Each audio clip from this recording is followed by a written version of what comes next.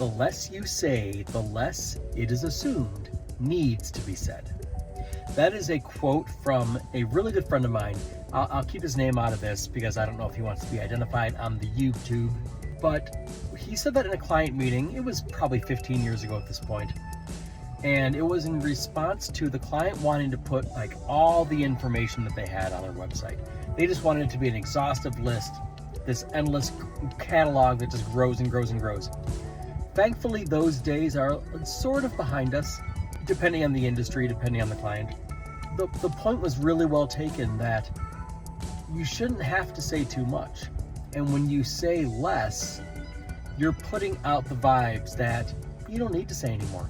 Think about classic advertising from the late 60s, early 70s. And I think that's the time frame when there was just a silhouette of a Coke glass or a Coke bottle, and it said, "Drink Coke."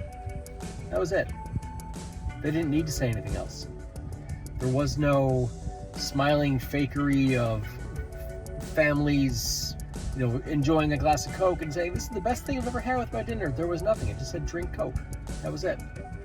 I think they even mentioned that in the movie Helvetica. It says, like, are there any questions? Of course not. Drink Coke. That's it.